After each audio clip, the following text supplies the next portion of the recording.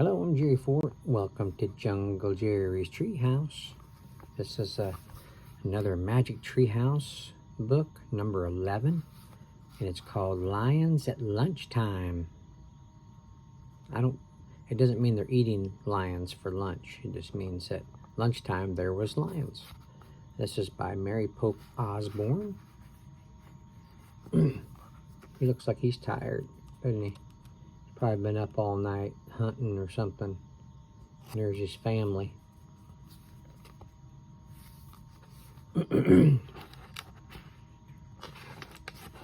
Alright, let's see how this begins.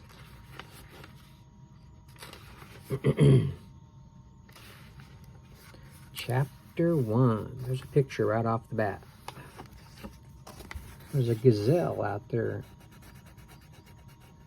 on the, looks like it's probably a sidewalk or something in front of his house, or in front of their house. Chapter 1. Before lunch. Jack and Annie were walking home from the grocery store.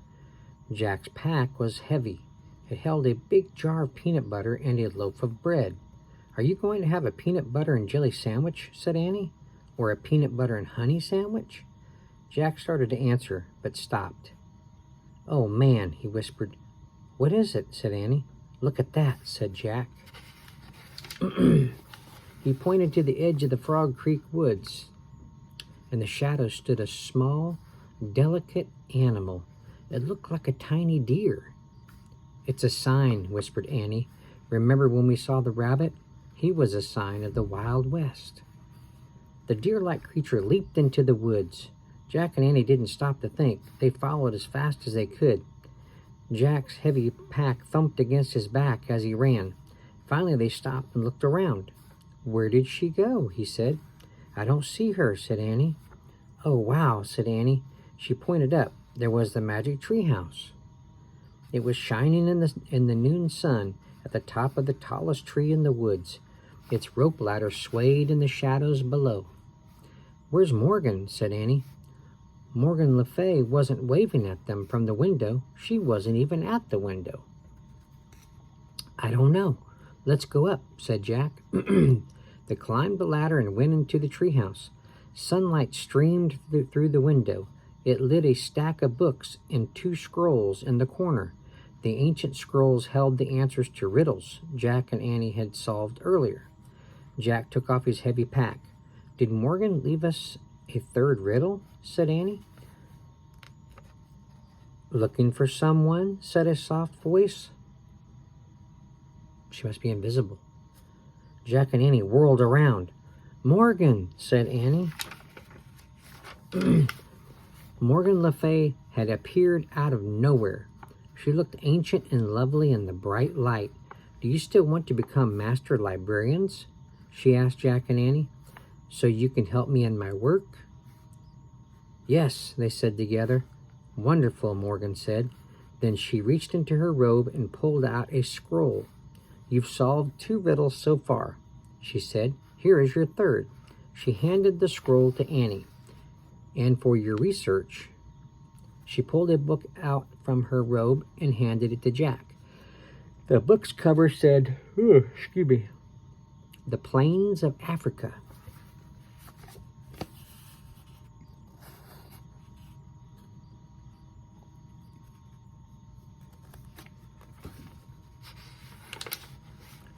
"Africa," said Jack. "Oh man, I've always wanted to go there." He opened the book. He and Annie stared at a picture. It showed hordes of zebras, tall giraffes, big animals with horns, and tiny deer-like creatures. "Hey, that's the animal that led us here," said Annie. "A Thompson's gazelle, I believe," Morgan said. "Where are the lions?" said Jack. "You'll find out," said Morgan. Maybe we need to plan this trip," said Jack. Morgan smiled. "No, go ahead, make your wish now." Annie pointed at the picture. "I wish we could go there," she said. "Be careful," said Morgan. "Just keep an eye out." "For what?" said Jack. "The lions, of course," she said. "Wait," said Jack. Too late. The wind had started to blow. The treehouse had started to spin. Jack squeezed his eyes shut. The treehouse spun faster and faster. Then everything was still. Absolutely still. Wow, look at that. A giraffe so tall it can look right into the treehouse. Almost.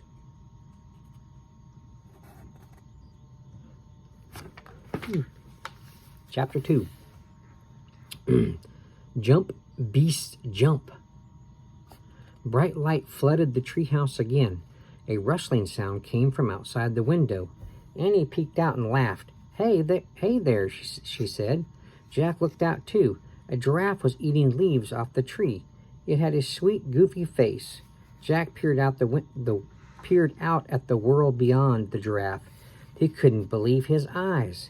He saw a huge grassy plain, a wild river, and tons of birds and animals, more than he had ever imagined in one place.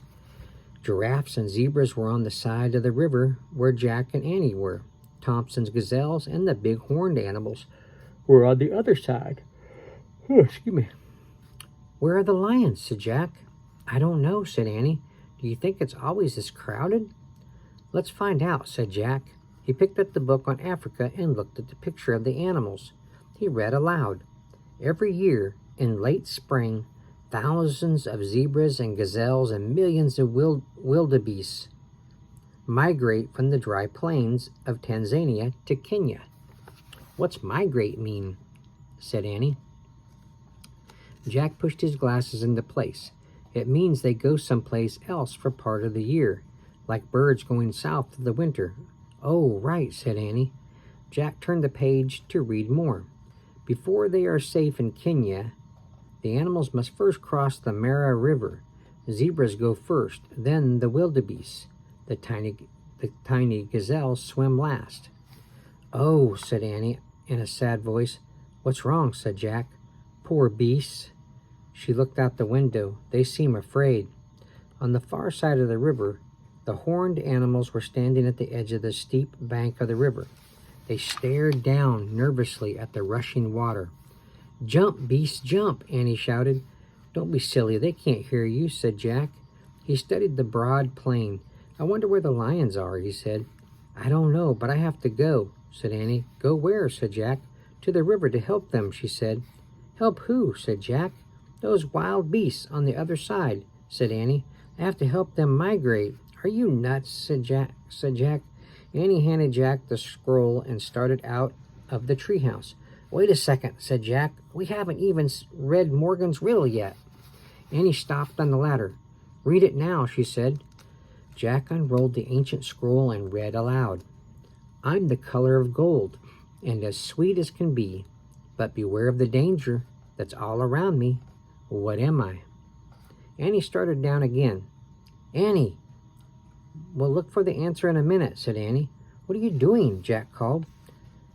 But there was no stopping her. Jack watched as she hopped off the ladder, then she started to walk through the tall grass between the zebras and giraffes. Oh, gosh. I don't believe her, he said to himself. He quickly put the Africa book into his pack. He started down the ladder. When he stopped onto the ground, he looked around carefully. The giraffes were eating the tree leaves. The zebras were grazing in the grass. Tons of birds flapped overhead. This is okay, he thought. He just had one little question. Where are the lions? Chapter 3 is called Disaster. Come on, Jack, Annie called. She was almost to the river. Just a minute, he shouted. He wanted to study the giraffes and zebras. He pulled out the Africa book and found a picture of giraffes. He read, The giraffe is the tallest animal in the world. Its legs alone can be 6 feet tall, and its hooves can be as big as dinner plates. Wow. The giraffe has a very powerful kick, which makes it dangerous to attack. For this reason, lions tend to avoid giraffes. Jack pulled out his notebook and wrote, Notes on Africa. Lions avoid giraffes.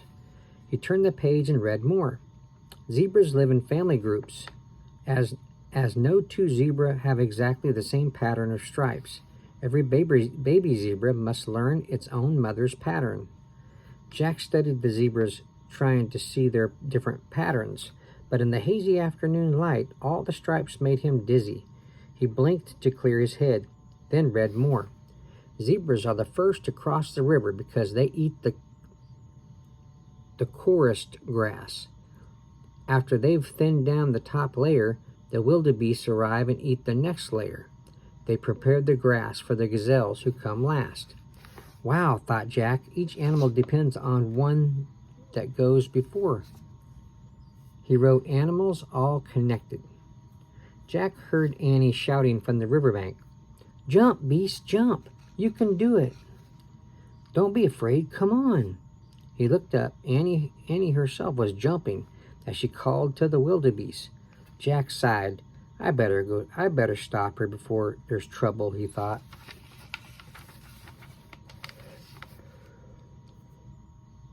Why do I keep yawning?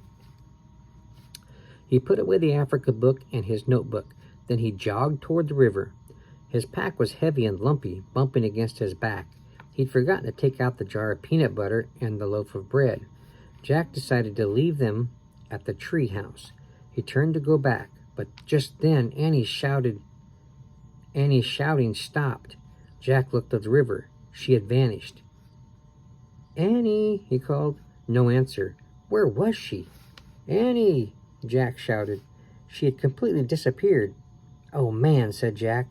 Their trip had barely begun, and already disaster had struck. He forgot about the stuff in his pack. He just ran as fast as he could. He wove his way between the grazing zebras and giraffes as he raced to the river. "Help!" called Annie. What did she do? Chapter 4. Jack looked over the edge of the riverbank. Annie had fallen into a pool of mud near the water. The thick black mud was up to her chest. "I slipped," she said. "It feels like quicksand." Jack threw down his pack and got on his knees. "Be careful," said Annie. "Don't slip, too." Jack pointed to a tangle of old tree roots sticking out of the bank. "Grab those," he said. Annie reached for the roots. "Too far," she said, breathing hard. "I'm sinking." She was sinking. The mud was up to her neck. "Hold on." Jack looked around wildly. He saw a fallen tree branch near the bank. He raced to it, picked it up, and carried it back to Annie. Only her head and arms stuck out of the mud now. Jack held out the branch. Annie grabbed it. "Hold tight," said Jack. "I'll drag you over to the roots." He started pulling on the branch. "I'm still sinking," Annie wailed. The mud was up to her chin. "Come on," said Jack. "You can do it." "I know you can. Try, try." Just then, Jack heard a splash. He looked up.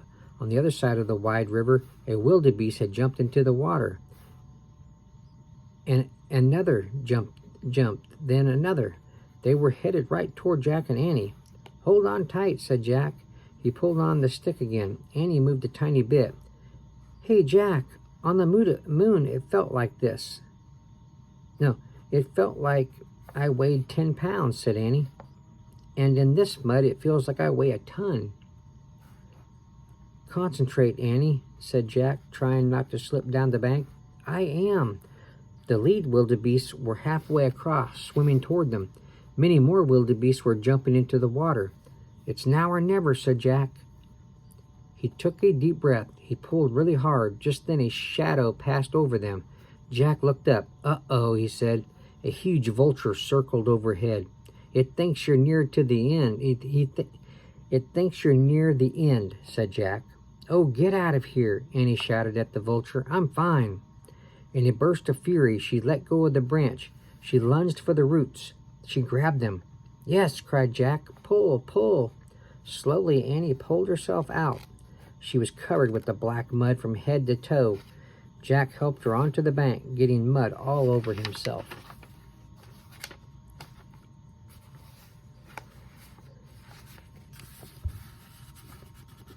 She's just getting out. Here's the wildebeest swimming across. There's the vulture up there.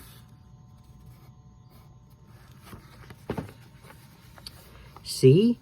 Annie shook her fist at the vulture. I'm fine. Now beat it. But the giant ugly bird still circled. Come on, let's get away from him, said Jack. He pushed his glasses into place. Rats, he said. Now his glasses were muddy.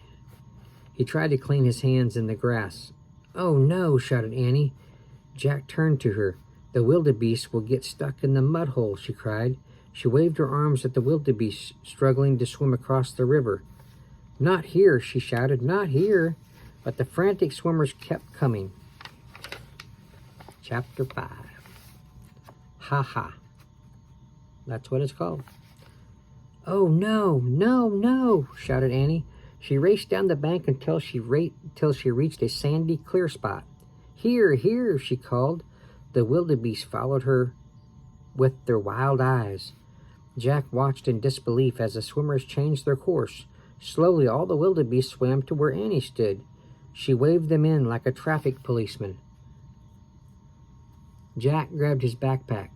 Annie, he cried, let's go before we get trampled. Keep it up, she shouted to the wildebeest as she took off after Jack. They ran farther up the river, away from the incoming wildebeest. Finally, they stopped to catch their breath. They looked back. Everything seemed fine. The wildebeest were scrambling safely over the riverbank. Soon they would graze on the grass prepared by the zebras. Good work, Jack said to Annie. Thanks, she said. Okay, now for our riddle. No, first we've got to get clean, said Jack. You look like you're in a mud suit. High-pitched laughter rang through the air. It sounded mocking and mean. What kind of animal in Africa would be laughing? Jack and Annie turned around. They saw two spotted brown animals standing in the tall grass. The creatures had bodies like dogs, but with sloping backs. They laughed again. Ha ha, said Annie. You don't look so great yourself. What are they? Said Jack. He took out the book. He tried not to get mud on it as he looked for a picture. When he found it, he read aloud. On the African plains, the hyena is the ruling predator after the lion. It makes a sound similar to a high-pitched human laugh. What's predator mean? Said Annie. It means it catches things and eats them, said Jack. Oh, said Annie. Yuck. The two hyenas laughed again, and they moved closer to Jack and Annie. Quietly, Jack read more. The hyena has a reputation for being a thief and a coward. Let's see if they're cowards, whispered Annie. Let's try to scare them. The hyenas laughed and moved a little closer. How? Jack asked. Act like a monster, said Annie. Now? Jack and Annie made terrible monster. Now is how they're saying it. Jack and Annie made terrible monster faces. They put out their hands and rushed at the hyenas. Arrgh, they shouted.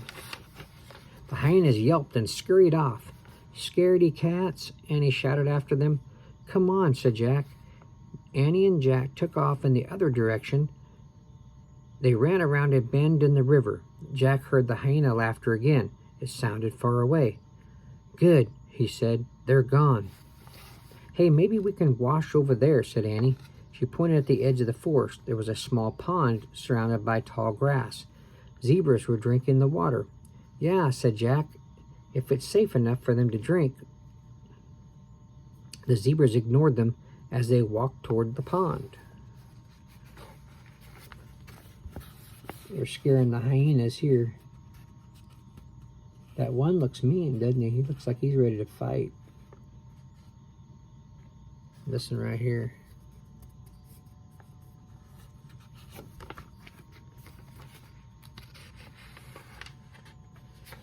When they reached the edge of the water, Jack set his heavy pack down in the dry grass. He glanced around. No lions were in sight, but then he heard something. On the far side of the pool, something very big was coming out of the trees. Well, let's read chapter 6. Spick and span. Be still, said Jack. Jack and Annie stood frozen as an elephant. Oh, Jack and Annie stood frozen as an elephant stepped out of the shadows. It waded into the pond and dipped its trunk into the water. "Oh, wow," said Annie. Jack breathed a sigh of relief. An elephant wasn't going to chase them and eat them. Still, the elephant was huge. "Let's sneak away," said Jack. "But I want to watch," said Annie. "Fine," said Jack. He was tired of Annie getting sidetracked. "I'm going to solve the riddle by myself.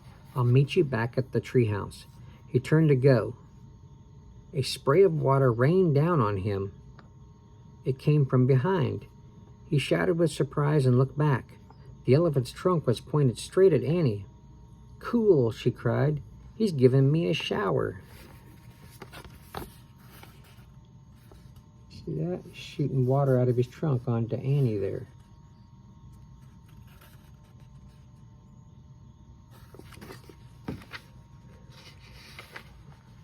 All right, let's see. Let's do one more chapter.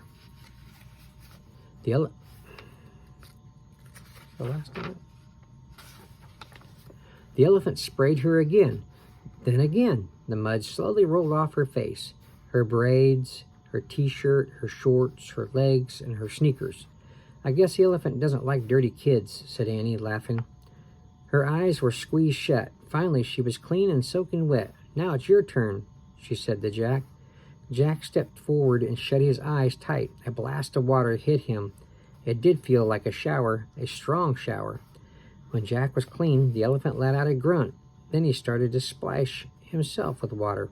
"Thanks," said Annie. "Yeah, thanks," said Jack. "I'm spick and span now," said Annie. "When the sun dries me off, I'll be like new." "Good," said Jack. "Now we can get serious." He picked up his heavy pack. "We have to figure out the answer to the riddle, so we can leave this place before we run into real trouble." He looked around nervously. Where are the lions, he wondered. A small bird flitted near his head. "Hi," Annie said to the bird. Jack turned back to her. "According to the riddle, we're looking for something gold and sweet." "What do you want?" Annie asked the bird. The bird twittered and flew around Jack and Annie. Its feathers were dull gray, but it had a bright, happy manner. "Annie, listen to me, not the bird," said Jack. "Listen to me, not the bird," said Jack. The bird kept fluttering around them. "She's trying to tell us something," said Annie. Jack let out a long sigh. "You're driving me crazy today," he said. "But I feel like she needs our help," said Annie. "Maybe her babies fell out of the nest." "Annie, you can't save every animal in Africa," said Jack. "This bird is important," said Annie. "Trust me." The bird darted toward the trees. It landed on a branch and cocked its head at them. "She says follow," said Annie. The bird headed into the forest. Annie started after it.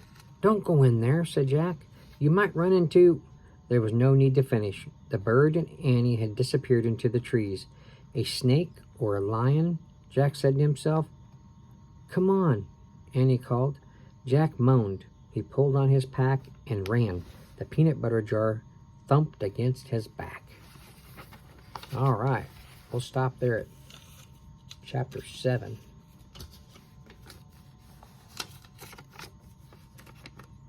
Chapter 7 is called Hi There.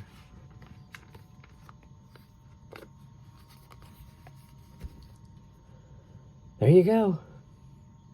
First half is done.